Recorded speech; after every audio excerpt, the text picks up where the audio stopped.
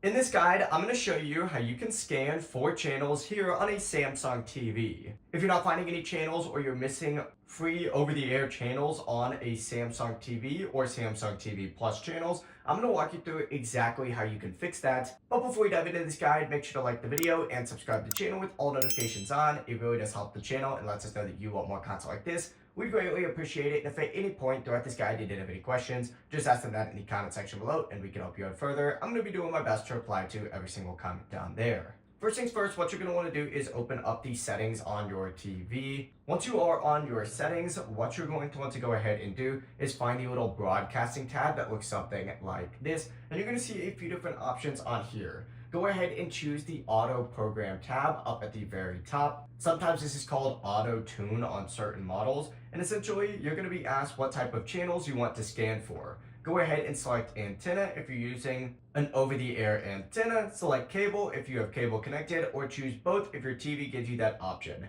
Then select scan and start and wait for the scan to finish. Your Samsung TV is going to pretty much scan for all available free channels. It can take a few minutes, so just let it finish completely. Whenever that's done, any channels it finds will automatically be added to your channel list. If you're connected to the internet, Samsung TVs also include Samsung TV Plus, which gives you free streaming channels, and these usually appear automatically once your TV is connected to the Wi-Fi. So just keep that in mind. But it really is as simple as that. If you guys did have any questions, just ask them down in the comment section below and we can help you out further. I'm going to be doing my best to reply to every single comment down there. Before you do leave this guide though, make sure to like the video and subscribe to the channel with all notifications on. It really does help us out and lets us know that you want more content like this. We'd greatly appreciate it. Have a great rest of your day though.